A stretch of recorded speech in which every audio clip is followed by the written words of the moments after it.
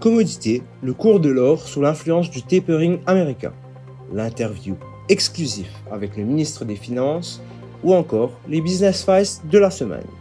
Bienvenue dans votre rendez-vous économique hebdomadaire ActuEco. Et comme vous pouvez le constater, en version podcast due aux intempéries.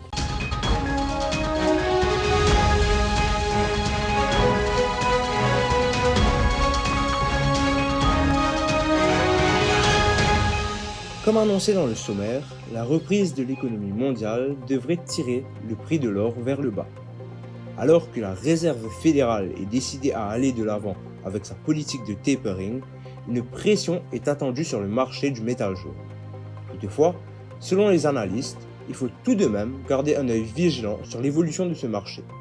D'autant plus que les tensions géopolitiques internationales se poursuivent avec la Russie.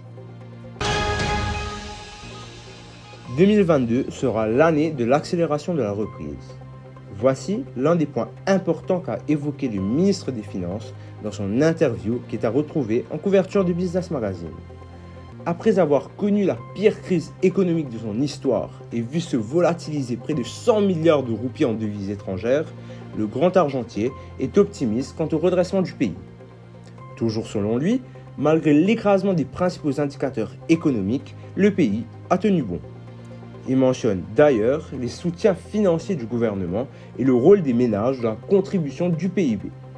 Quant à ses perspectives d'avenir, il se dit pleinement confiant car l'économie est à nouveau fonctionnelle. Les Business Files de cette semaine ont fait un gros plan sur l'organisation du monde du travail.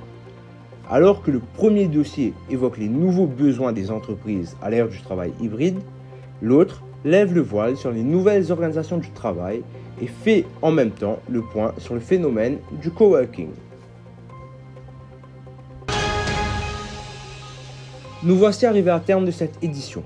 Nous en profitons pour nous excuser pour la non-publication de cette vidéo ce mercredi à cause du cyclone. Cela dit, on se retrouve la semaine prochaine pour une nouvelle édition.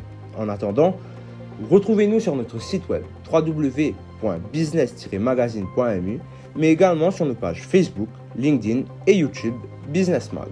En vous remerciant de votre attention, prenez soin de vous et à la semaine prochaine, même heure, même page.